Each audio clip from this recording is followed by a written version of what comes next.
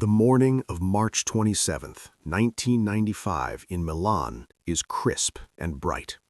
The spring sun reflects off the polished stone facades of the Via Palestro, a street that smells of old money, expensive espresso, and quiet power.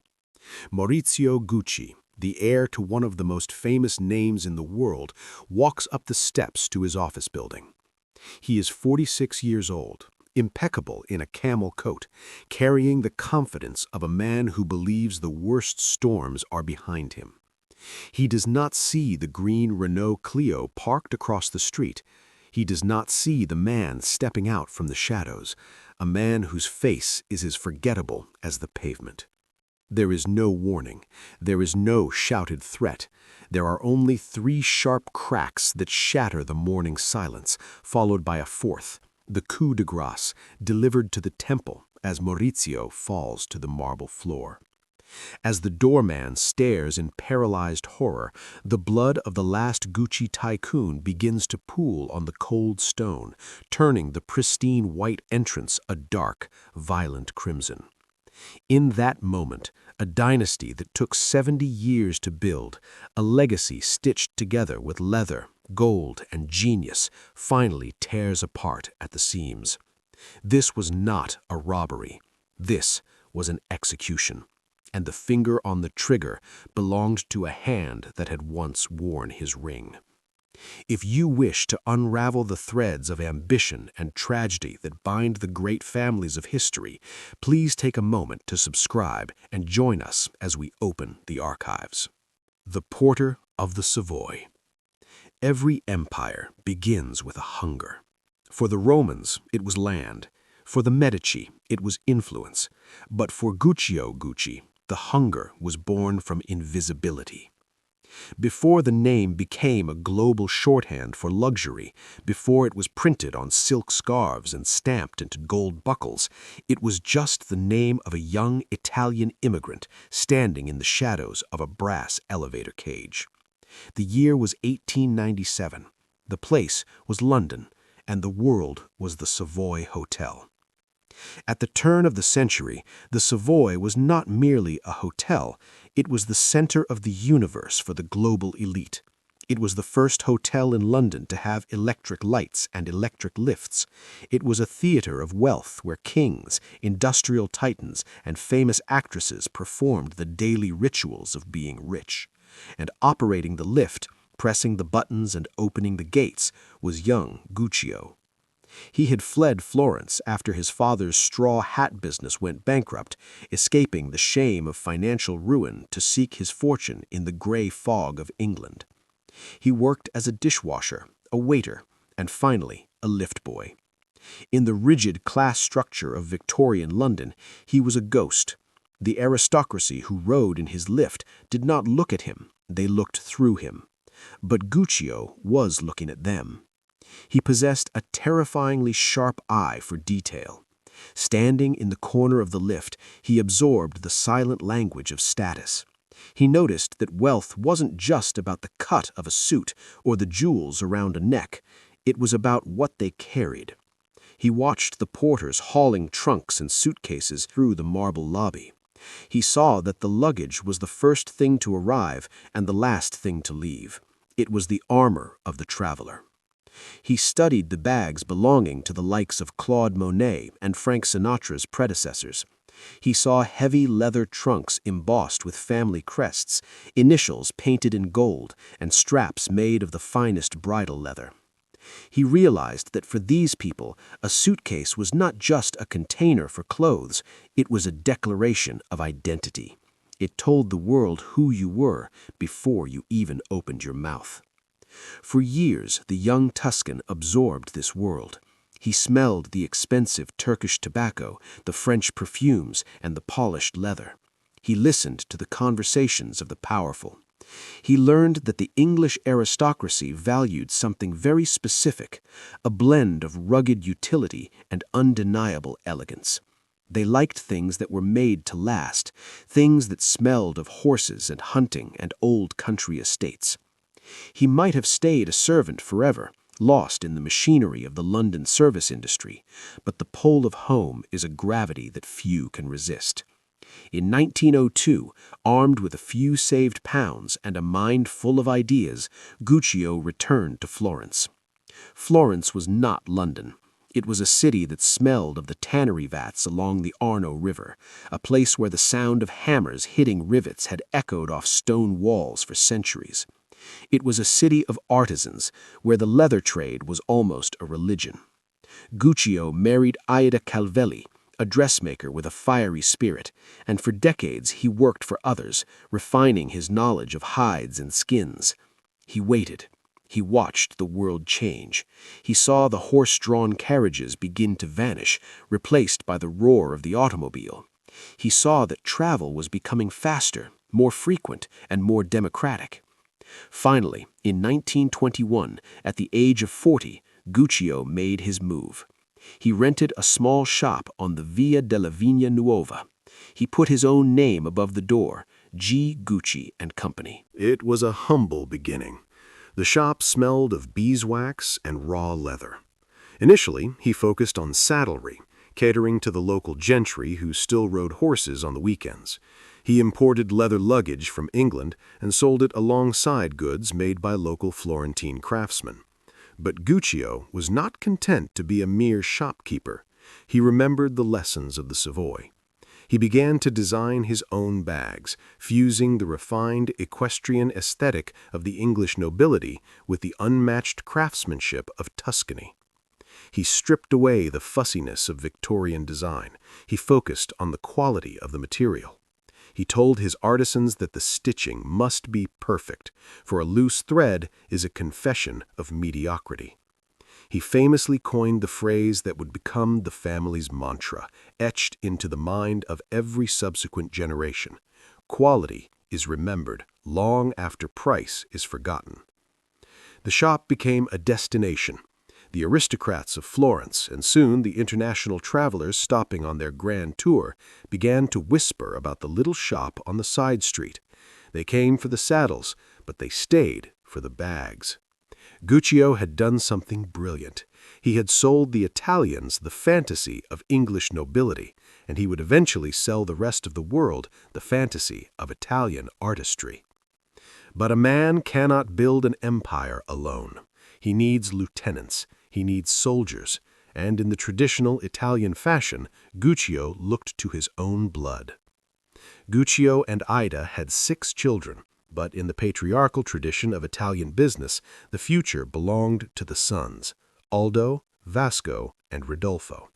They were not just heirs, they were the engine that would drive the carriage, and the driver holding the whip was Guccio. He raised his sons with a philosophy that was part Machiavelli, part Darwin. He believed that peace made men weak, while conflict made them sharp. At the dinner table, he would pit them against one another, criticizing one to praise the other, igniting jealousies that he believed would fuel their ambition. He wanted them to fight for his approval, because he knew that in fighting for him, they were fighting for the company. Aldo was the eldest, the most charismatic, and the hungriest. He had the salesman's gift, a smile that could charm the birds from the trees, and a mind that saw money where others saw air. He was the first to realize that Gucci was selling more than leather, it was selling status. Vasco was the quiet middle child, the steady hand who managed the factory floor, ensuring the chaos of the family did not disrupt the perfection of the product. And then there was Rodolfo, the youngest, the most handsome, and the most reluctant. Rodolfo did not want to smell like tanning fluid and glue. He wanted to be a star. Under the stage name Maurizio d'Ancora, he pursued a career as a film actor, starring in the white telephone comedies of the era.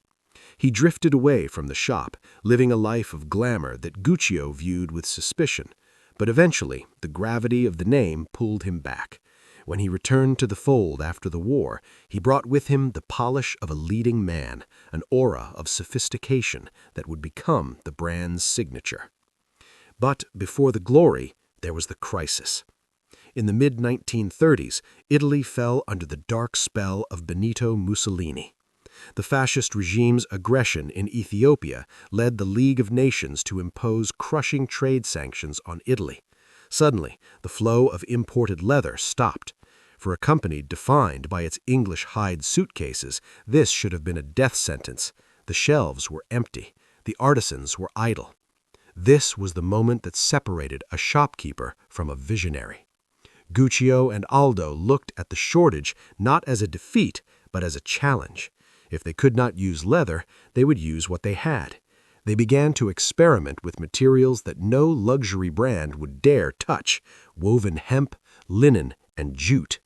From this scarcity came the brand's first true icon, the bamboo bag. It was born of desperation. Italy had no leather, but it could still import bamboo cane from Japan.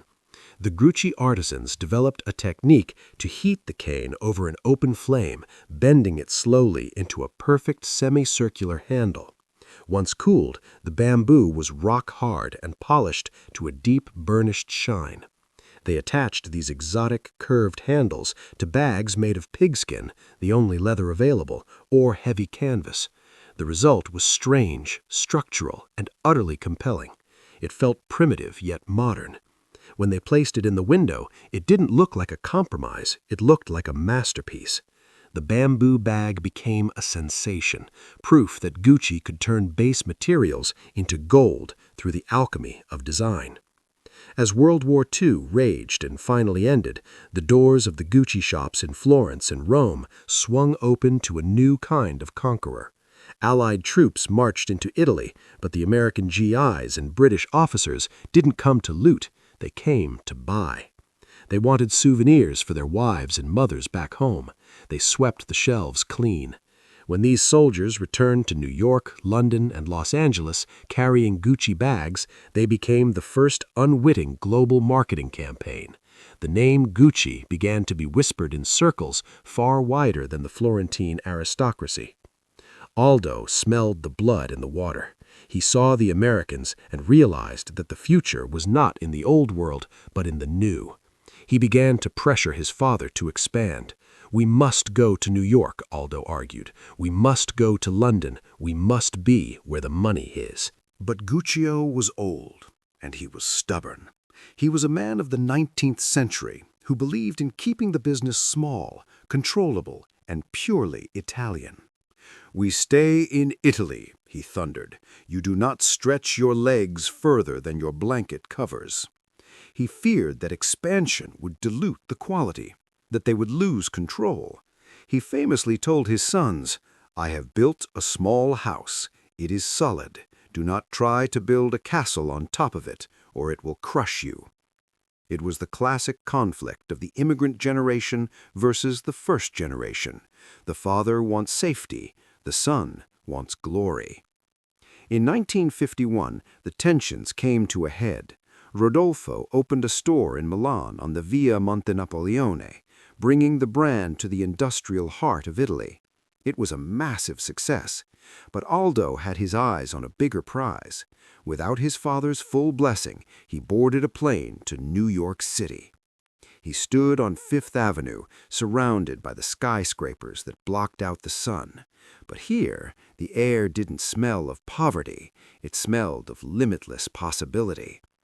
Aldo looked at the women walking past, elegant, wealthy, and hungry for European sophistication.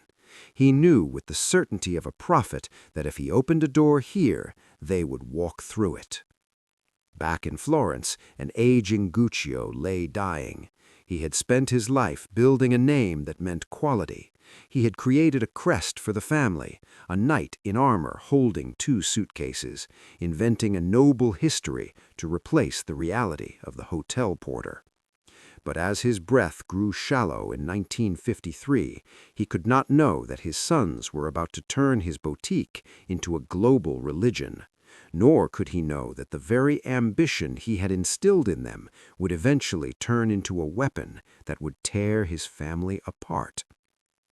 Aldo opened the first American store in the Savoy Plaza Hotel in New York, a poetic nod to the place where his father had once carried luggage. 2 weeks later, Guccio Gucci died. The king was dead. The The princes were now unleashed, and the world was about to see what happens when Italian passion meets American capitalism. The Golden Suns. The 1950s did not just arrive, they exploded. The gray austerity of the post-war years evaporated, replaced by a technicolor world of jet engines, cinema, and a new ravenous consumerism. The center of gravity had shifted across the Atlantic, and standing there to catch it was Aldo Gucci.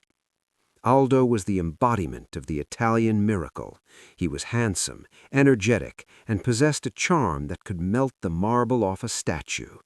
While his father, Guccio, had been a man of the workshop, smelling of wax and leather, Aldo was a man of the showroom, smelling of cologne and ambition. He understood something profound about the American psyche. Americans didn't just want to buy a bag, they wanted to buy a piece of the old world. They wanted to buy history, class, and a touch of aristocracy. When the Gucci flagship opened on East 58th Street and Fifth Avenue, it wasn't just a retail space, it was a cultural embassy.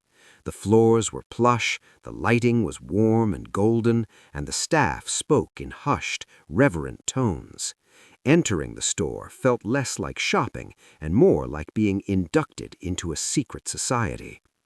Aldo played the role of the benevolent monarch perfectly. He was known to stand by the door, greeting customers by name, kissing the hands of society matrons. President John F. Kennedy famously called him the first Italian ambassador of fashion, and he was right. Aldo was exporting a lifestyle. Under his direction, the brand created the items that would define the jet-set era. In 1953, the same year his father died, the company released a shoe that would change the wardrobe of men forever: the Gucci loafer. Before this, men's shoes were rigid, laced-up affairs. The Gucci loafer was a revolution in comfort and status. It was a slip-on made of leather so soft it felt liquid to the touch, adorned with a golden horse bit, a nod to the equestrian myth Guccio had fabricated. It was casual, yet undeniably expensive. It became the uniform of the powerful. You could walk into the boardroom of General Motors, the lobby of the Ritz in Paris, or a film set in Hollywood, and you would see that glint of gold on the feet of the men who ran the world. Frank Sinatra wore them, Clark Gable wore them, even a young George H.W. Bush was photographed in them. But the brand's true ascension to mythology happened back in Rome on the Via Condotti.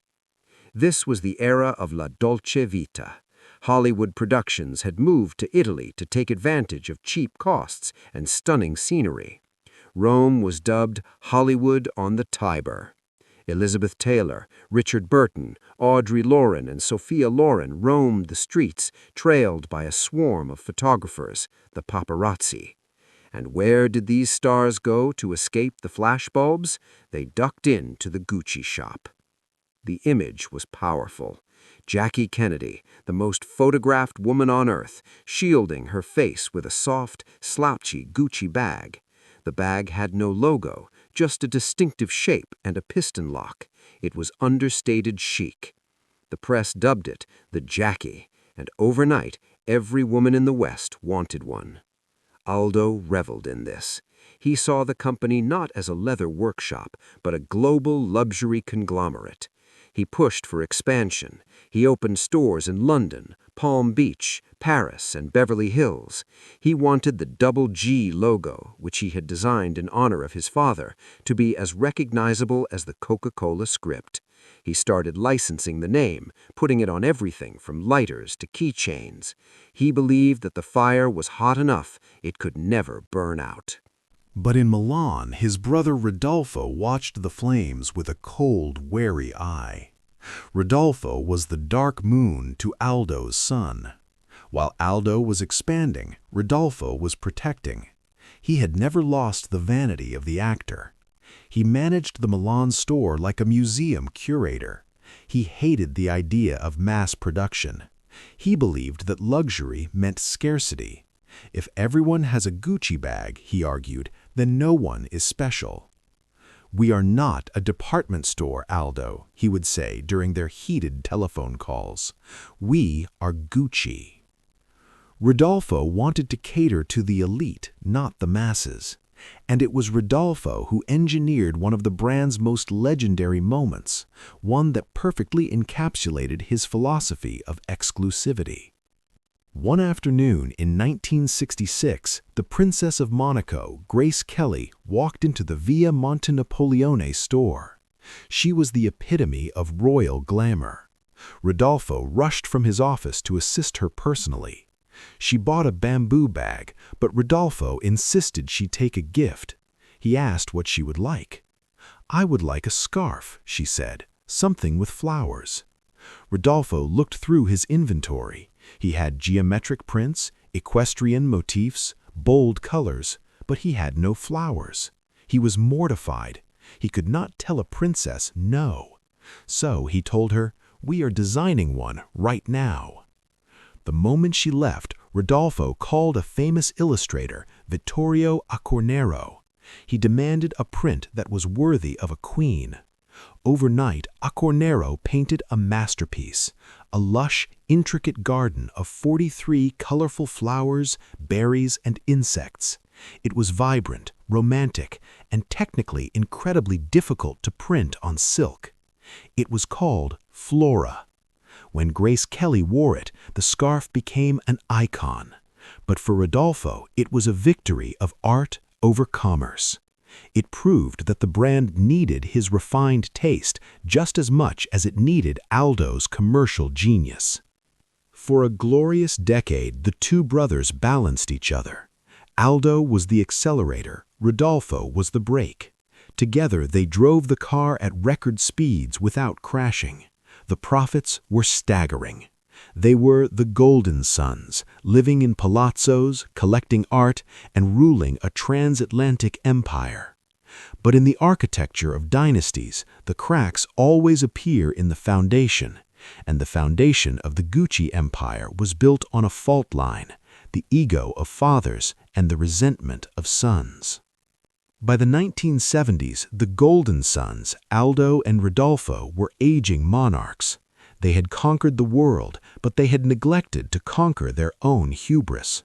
They ruled the company like a medieval fiefdom. There were no outside consultants, no marketing directors, no HR departments. There was only the family. And the family was growing. Enter the third generation. Aldo had 3 sons, but the one that burned brightest and most erratically was Paolo.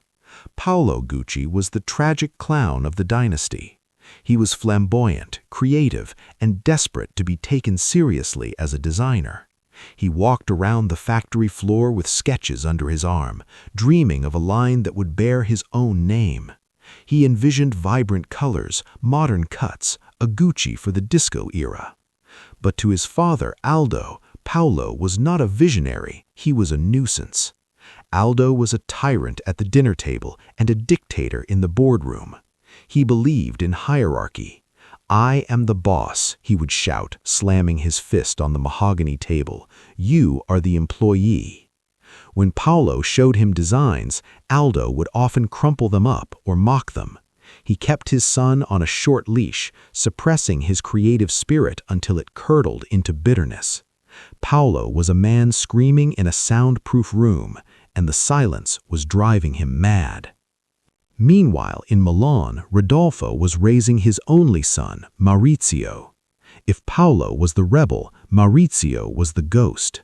His mother, the beautiful actress Alessandra, had died when he was just 5 years old.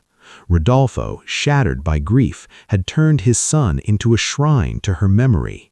He suffocated the boy with love and control. Maurizio was not allowed to ride bicycles because it was too dangerous. He was not allowed to have friends who weren't vetted. He grew up in the gloomy, velvet-draped palazzo on Corso Monforte, surrounded by dead silence and his father's obsession with the past. Maurizio grew into a shy, awkward young man with a law degree and a desire to escape. He had no interest in handbags or loafers. He wanted to be a lawyer, to live a quiet life far away from the screaming matches of the family business. But the gravitational pull of the name was too strong. As the 1970s progressed, the tension between the two sides of the family began to boil over. The catalyst was money. Aldo, ever the capitalist, wanted to squeeze every lira out of the brand.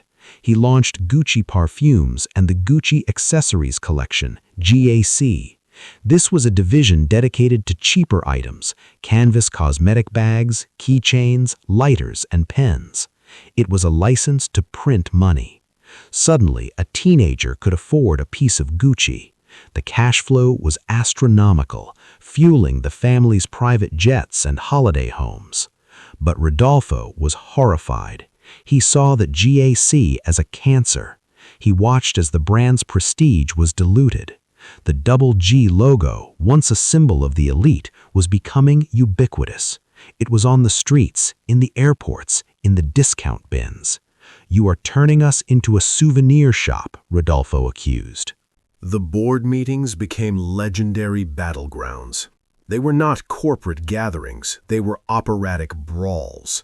They would meet in Florence, surrounded by the ghosts of their ancestors, and scream until their throats were raw.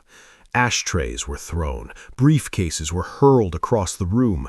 On one infamous occasion, Paolo brought a tape recorder to a meeting to document his father's promises. When Aldo saw it, he didn't just get angry, he attacked his own son, leaving Paolo bleeding and humiliated. The family was rich, powerful, and utterly dysfunctional. They were a hydra, eating its own heads.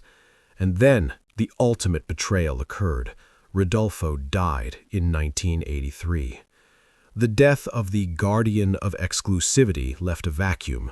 Maurizio, the shy, protected boy, inherited 50% of the company. Suddenly, the quiet law student held the keys to the kingdom. Aldo, believing he could manipulate his nephew just as he had manipulated his own sons, welcomed Maurizio onto the board. He thought he had acquired a puppet. He was wrong. Maurizio had met someone, a woman who whispered in his ear that he was not a ghost but a king, a woman who looked at the Gucci empire not with reverence but with hunger. The golden era was over. The era of the Black Widow was about to begin. The War of the Cousins. If the story of the House of Gucci were a play, this would be the act where the stage is littered with bodies. By the early 1980s, the company was no longer a family business, it was a battlefield. The board meetings, held in the grand conference room in Florence, had devolved into spectacle.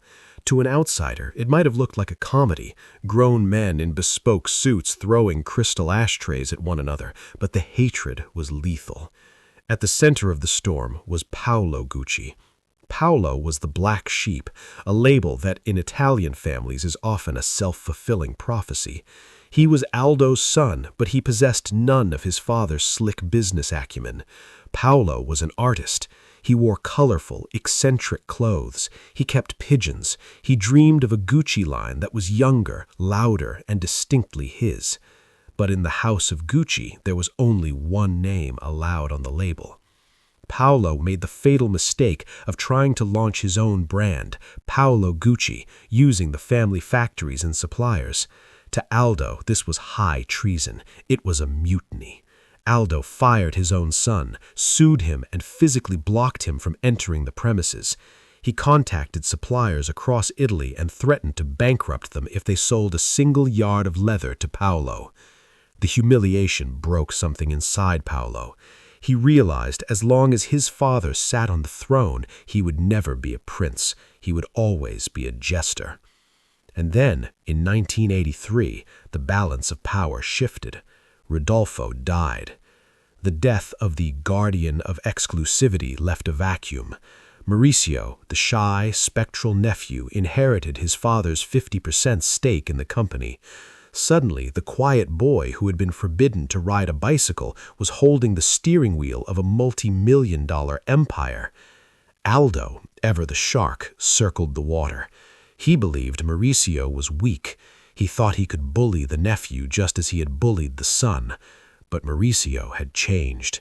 He was no longer the obedient child. He was married now to a woman named Patrizia Reggiani, who fed him confidence like a drug. She told him he was the rightful heir. She told Aldo and his cheap accessories collection were destroying the brand's soul. In the shadows of the family palazzo, an unholy alliance was formed. Maurizio approached his cousin Paolo. They were two men with nothing in common except a shared enemy, Aldo. Maurizio needed the votes. Paolo needed revenge. They struck a deal that would make Machiavelli blush. Paolo agreed to sell his shares to Maurizio, giving the nephew the majority control he needed to oust Aldo. In exchange, Maurizio promised to let Paolo design his own line. It was a pact signed in blood and bitterness. The coup was executed with brutality, efficiency. At a board meeting in 1984, the trap was sprung. Maurizio, backed by Paolo's voting bloc, declared himself the new chairman of Gucci.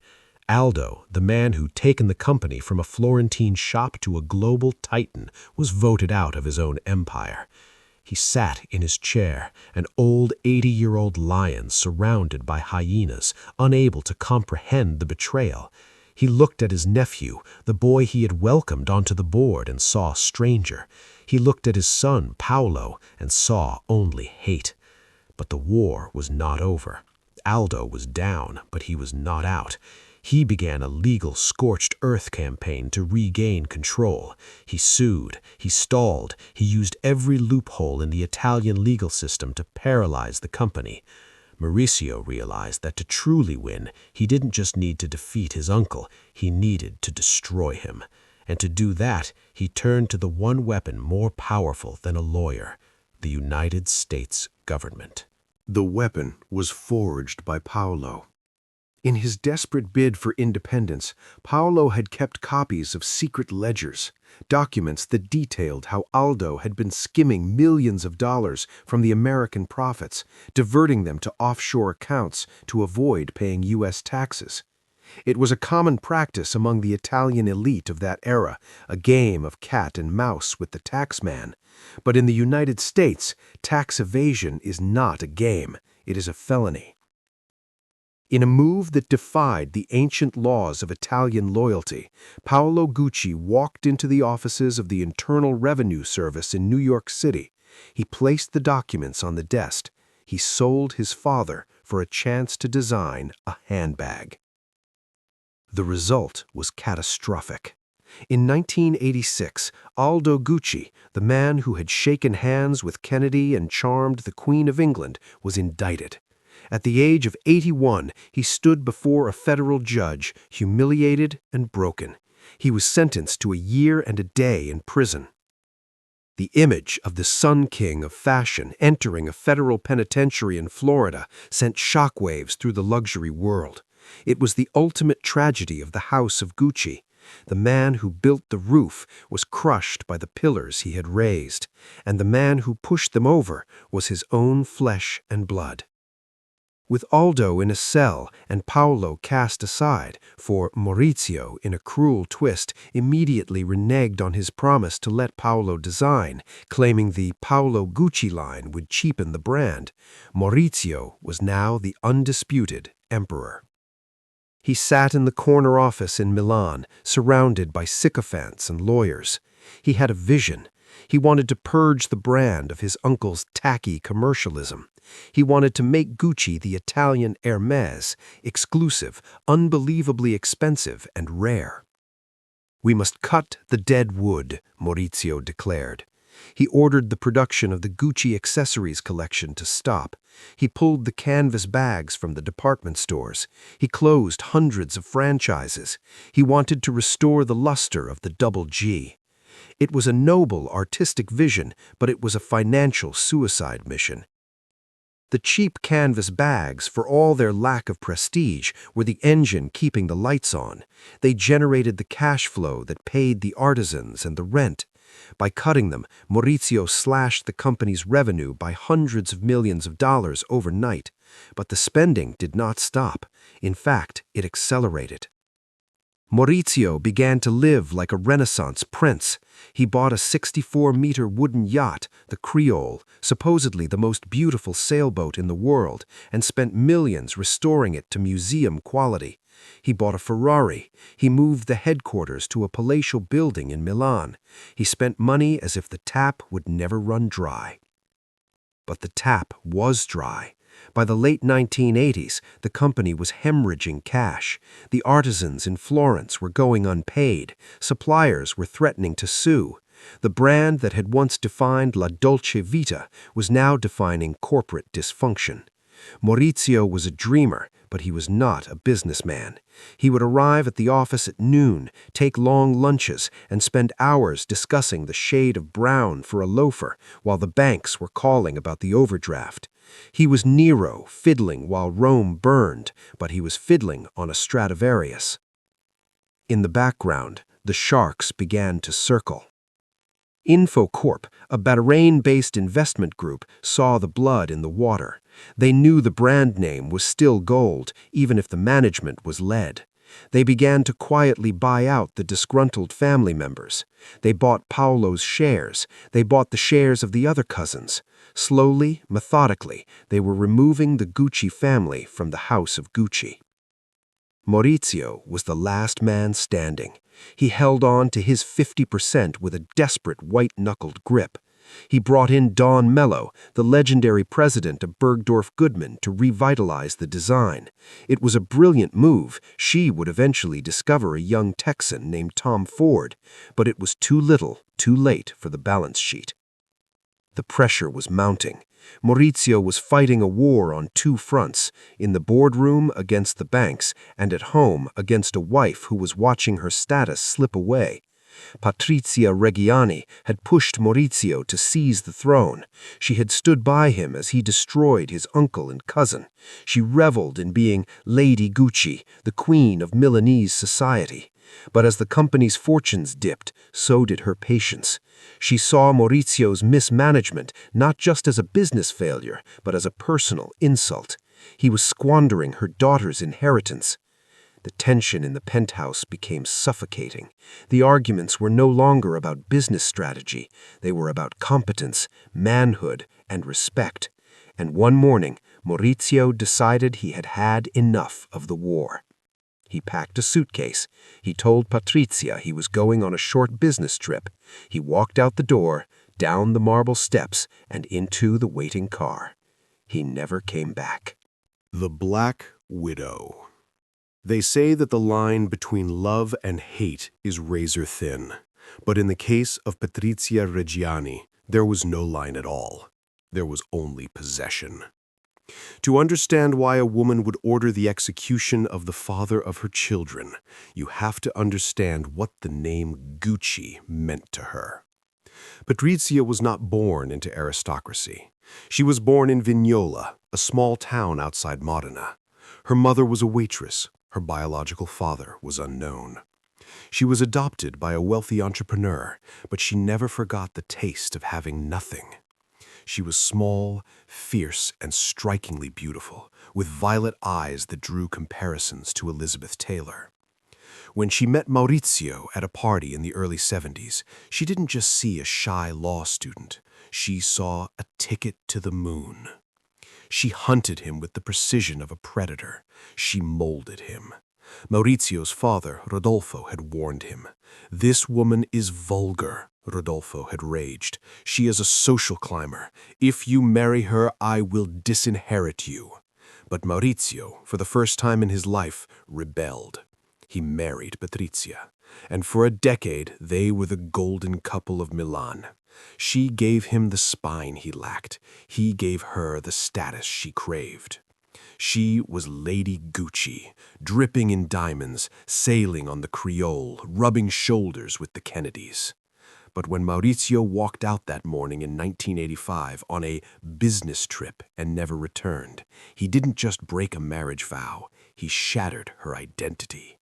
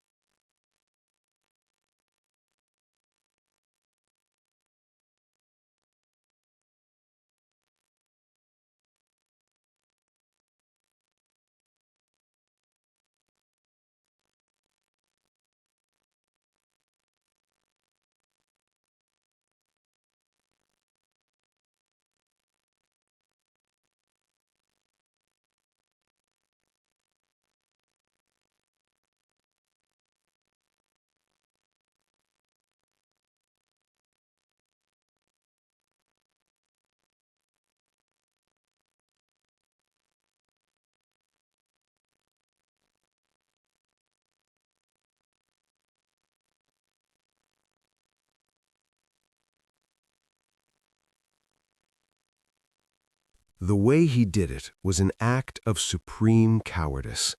He didn't tell her to her face. He sent a family friend to the penthouse to deliver the message. The marriage is over. He is not coming back. Patrizia did not cry. She raged. She refused to move out of the luxury apartment. She refused to stop using the name. "I am the most Gucci of them all," she famously told a reporter. To her, Maurizio was a fool who was temporarily lost.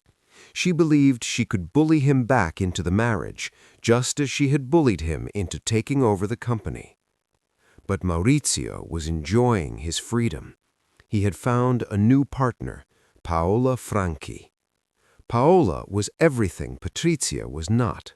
She was tall, blonde, elegant, and born into old money. She didn't need the Gucci name to be someone. She brought peace to Maurizio's life, a calm harbor after years of Patrizia's storms. They lived together in a sprawling apartment on the Corso Venezia. They traveled. They were happy. And this happiness was the gasoline poured onto Patrizia's fire. From her penthouse, Patrizia watched them. She became a stalker in couture. She called Maurizio's apartment constantly, leaving messages that were not pleas for love, but promises of destruction. In one chilling tape recording, later played in court, her voice is calm, raspy, and terrifying. "Maurizio, I am not going to give you a minute of peace. I am your hell." She began to unravel. The social climber who had once charmed Milan became a pariah. She would stop people in the street asking, "Do you know my husband? Tell him he is a bastard." She needed an outlet for her venom, and she found it in the form of a psychic named Pina Auriemma. Pina was a Neapolitan fortune-teller, a woman who operated in the gray areas of society. She became Patrizia's confidant, her shadow, and her echo chamber. They would spend hours together consulting the cards, asking the spirits about Maurizio. "Will he come back?" Patrizia would ask. "He will suffer," Pina would promise. But the spirits were not enough. In 1993, the final blow landed. Maurizio, after years of disastrous mismanagement, was forced to sell his remaining 50% stake in Gucci to Invest Corp. The last Gucci was out. The family business was gone. For Patrizia, this was a betrayal on a cosmic scale. She had pushed him to steal the company from his uncle so that it would belong to their daughters. Now, he had sold their birthright for $170 million cash. But it was what he planned to do with that cash that turned her thoughts to murder. Rumors began to circulate in Milan that Maurizio was planning to marry Paola Franchi. If he remarried, Patrizia's alimony would be cut in half. Worse, if he had children with Paola, the inheritance of Patrizia's daughters would be diluted or lost entirely. The money was the trigger. The hate was the bullet. Patrizia stopped asking the tarot cards for answers. She started asking people for a gun. It wasn't a secret. She asked her lawyer. She asked her butcher. She asked the owner of her favorite deli. She would look them in the eye, draped in mink, and ask, "Is there anyone brave enough to kill my husband?" Most people thought she was joking. They thought it was the grim humor of a scorned woman. But Pina Auriemma knew she wasn't joking. Pina knew that Patrizia Reggiani was a woman who treated life like a menu. If she wanted something, she ordered it, and she was ready to pay. Murder, often, is not a grand conspiracy of geniuses. It is a transaction of failures. The team that assembled to kill Maurizio Gucci was not a squad of professional assassins. It was a motley collection of desperate people living on the fringes of Italian society, brought together by greed and the gravitational pull of Patrizia's madness. Pina Auriemma, the psychic, reached out to a contact in the criminal underworld, She found a hotel night porter named Ivano Savioni. Savioni, in turn, contacted Orazio Cicala, a bankrupt driver who was drowning in debt, and Cicala found the man who would pull the trigger, Benedetto Ceraulo. Ceraulo was not a hitman, he was a pizzeria owner. He was a man who needed dough and worried about rent, but he was broke, and the promise of 600 million lire, about $375,000 at the time, was enough to turn a pizza chef into an executioner. The plan was clumsy, fraught with risks, and orchestrated over unsecure telephone lines. But it possessed the one thing that professional operations often lack: the sheer, blind audacity of hatred. The date was set for March 27, 1995. Maurizio Gucci was a creature of habit. Every morning he walked from his apartment on Corso Veneza to his office at Via Palestro 20. It was a short walk, a pleasant stroll through the heart of Milan's fashion district. He didn't have bodyguards. Why would he? He was a businessman, not a politician. He believed his enemies were only armed with lawsuits. On that Monday morning, the city was waking up. The street cleaners were sweeping the gutters. The scent of espresso drifted from the cafes. A green Renault Clio pulled up to the curb across from number 20. Inside sat Cicala, the driver, and Ceraulo, the shooter. They waited. At 8:30 a.m., Maurizio turned the corner. He was wearing a camel coat and a suit, carrying a bundle of magazines. He looked like the picture of success, tall, elegant, the last prince of a great dynasty. He nodded to the doorman, Giuseppe Onorato, who was sweeping leaves in the foyer. As Maurizio began to climb the few steps to the glass doors, Ceraulo stepped out of the car. He walked quickly across the street. He didn't run. He didn't hide his face. He simply closed the distance. The sound of the first shot was a dry crack, like a whip. The bullet hit Maurizio in the back. He stumbled, confused, not yet realizing he was dying. Another shot, then a third. The bullets tore through his coat, shattering the illusion of invincibility that surrounds the very rich. Maurizio collapsed to the marble floor. The doorman, Onorato, froze. He stared in disbelief as the gunman stood over the fallen tycoon. Ceraulo fired one final shot, the coup de grace, into Maurizio's temple. Then the gunman turned the weapon on the doorman. He fired twice, hitting the other doorman in the arm. The doorman fell, playing dead, listening to the footsteps of the killer retreating to the car. The car door slammed, tires screeched, and then silence returned to the Via Palestro, broken only by the spreading pool of blood. Across town, in her dark penthouse, Patrizia Reggiani was waiting. When the news broke, Milan stopped. The king of fashion had been assassinated in blading daylight. The media frenzy was instant. Was it the mafia? Was it international finance gone wrong? Was it a jealous lover? Patrizia did not play the grieving widow. On the day of the murder, she did something that would later chill the courtroom to the bone. She walked to her desk. She opened her Cartier diary. She turned to the page from March 27th, and in bold capital letters, she wrote a single word: Paradisos, paradise. It was not a confession. It was a sigh of relief. The obstacle was gone. The money was safe. The name was hers again. In the days that followed, Patrizia moved with the cold efficiency of a conqueror. Less than 24 hours after the murder, she sent an eviction notice to Paola Franchi, Maurizio's partner, ordering her to vacate the apartment on Corso Veneza immediately. "I am coming home," she reportedly said. She moved into Maurizio's home, surrounded by his furniture, his art, and his ghost. She lived there with her daughters, sleeping in the bed of the man she had paid to kill. She paid the hitman, she paid the psychic, and she truly believed that the transaction was closed. But secrets in Italy are like wine. They are hard to keep bottled forever. And the weak link in the chain was not the police investigation, which initially focused on Maurizio's business dealings, but the greed of the conspirators. The killers had tasted easy money, and like sharks, once they tasted blood, they wanted more.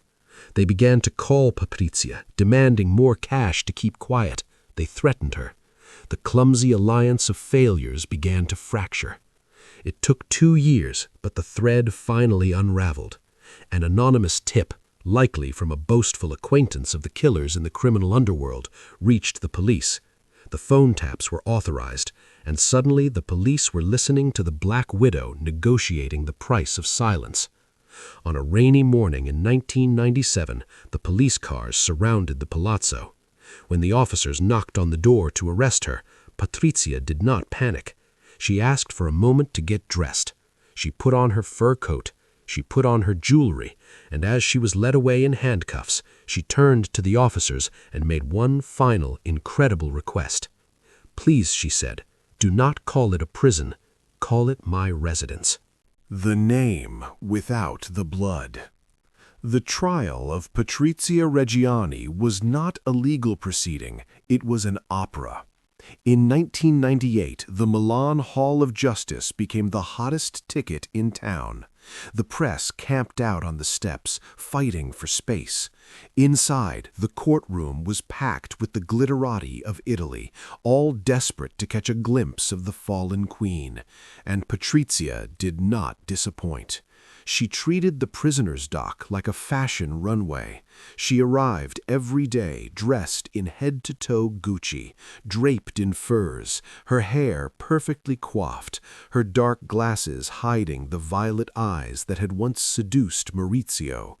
She was defiant. She was arrogant. When the judge asked her why she had hired a hitman instead of shooting her husband herself, she replied with a line that instantly became infamous. "My eyesight is not so good. I didn't want to miss." The evidence against her was overwhelming.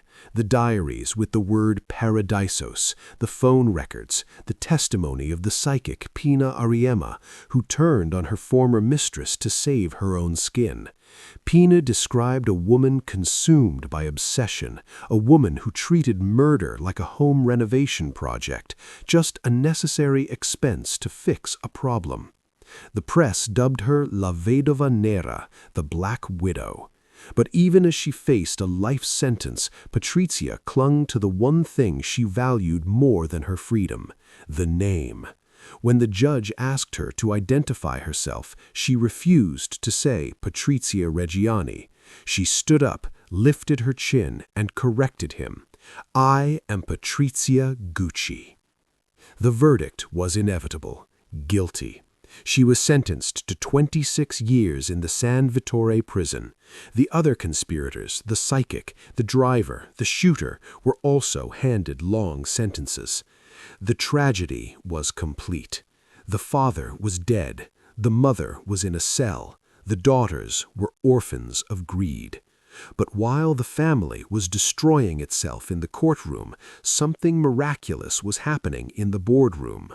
The irony of the Gucci story is that the brand could only live once the family died.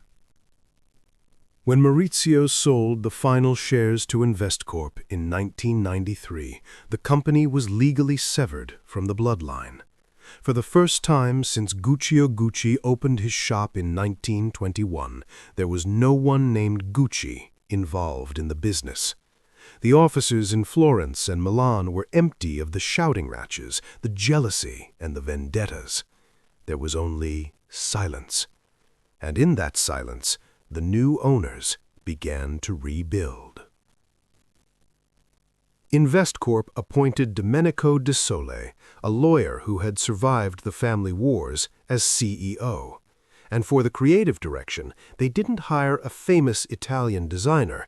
They took a risk on a young, unknown Texan named Tom Ford. Tom Ford was everything the Gucci family was not. He was calm, he was disciplined, and he understood the brand better than the heirs did. He knew that Gucci wasn't about leather, it was about sex. It was about danger. It was about the velvet rope. In 1995, the same year Maurizio was murdered on the steps of his office, Tom Ford sent a collection down the runway that changed fashion history. He banished the conservative, ladylike look of the 80s. In its place, he sent out models in jewel-toned satin shirts unbuttoned to the navel, velvet hip-huggers, and metallic stiletto boots. It was sleek, it was hard, it was hyper-glamorous.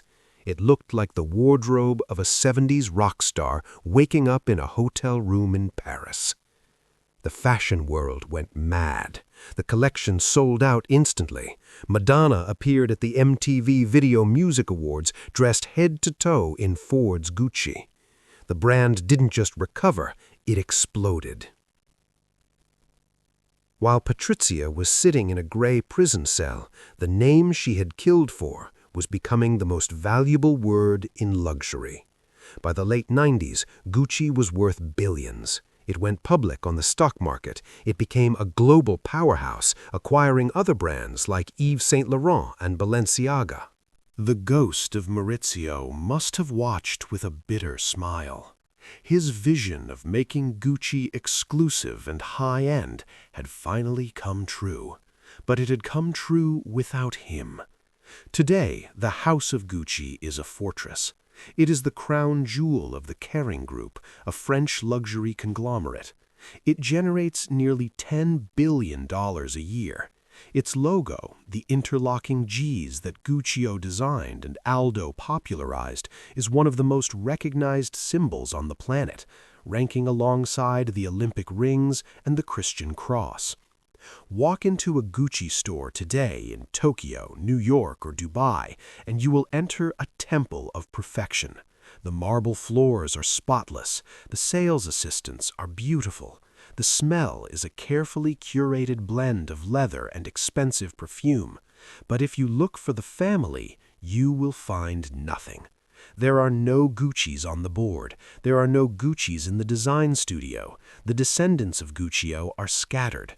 Some are in Florence, running small businesses. Some are writing books, trying to correct the record. Some are living quietly on the inheritance, ghosts in the city their ancestors built. But one ghost refused to fade away. In 2016, after serving 18 years of her sentence, Patrizia Reggiani was released from San Vittore prison. She was 67 years old. Her time in prison had been bizarre. She was allowed to keep a pet ferret in her cell. She watered her plants. She famously turned down her first offer of parole in 2011 because it required her to get a job. "I have never worked a day in my life," she told the parole board with sincere horror, "and I don't intend to start now." When she finally walked out of the prison gates, the paparazzi were waiting. They expected a broken woman. Instead, they found a time capsule. Patrizia went straight to the Via Monte Napoleone. She was wearing sunglasses and gold jewelry, walking the streets of the fashion district as if she had simply been away on a long vacation. A reporter caught up with her and asked, "Patrizia, why did you hire a hitman to kill Maurizio? Why didn't you shoot him yourself?" Patrizia didn't miss a beat. "My eyesight is not so good," she repeated. "I didn't want to miss." She remains unrepentant. In her mind, she was the victim. She was the one who saved the name from Maurizio's incompetence. In a moment of supreme delusion, she told the Italian press that she expected the new owners of Gucci to hire her as an advisor. "They need me," she said. "I feel like the most Gucci of them all." They did not hire her. The tragedy of the Gucci family is total.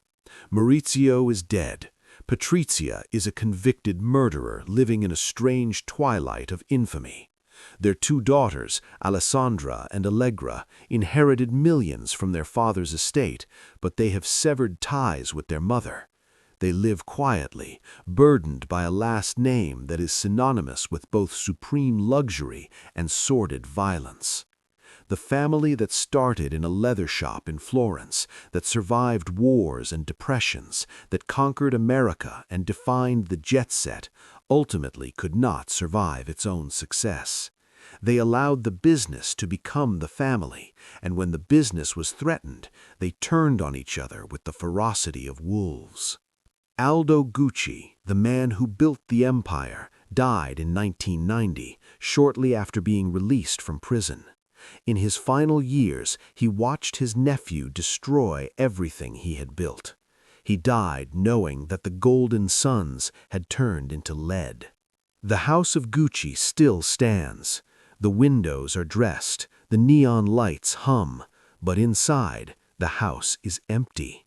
A century ago, a young boy stood in the corner of an elevator at the Savoy Hotel in London. He was invisible. He watched the great men of the world pass him by, carrying their leather trunks, smelling of power and old money. Guccio Gucci had a dream. He wanted to give his family a seat at that table. He wanted to build a name that would command respect, a name that would last forever. He succeeded beyond his wildest imagination. He built a name that outlived him. He built a name that outlived his sons. He built a name that became bigger than the blood that created it. But there is a terrible price for immortality. The ancient Greeks believed that when you try to become a god, the universe punishes you. The Guccis tried to turn a surname into a deity. They wrapped their identity in silk and stamped it in gold. They confused their net worth with their self-worth. In the end, the leather lasted, but the family did not. The story of the House of Gucci is a warning written in neon. It tells us that you can inherit money, you can inherit a factory, and you can inherit a brand, but you cannot inherit talent, and you cannot inherit wisdom. Today, if you walk down the Via Palestro in Milan, you might pass the spot where Maurizio fell. The stone has been scrubbed clean. There is no plaque, there is no memorial. The city has moved on. The fashion world has moved on. The models walk the runway, the cash registers ring, and the logo shines bright. The Gucci name is everywhere. The Gucci family is nowhere. And perhaps in the silence of the archives, that is exactly the way the brand prefers it. Quality is remembered long after the price is forgotten. But blood leaves a stain that never truly washes away.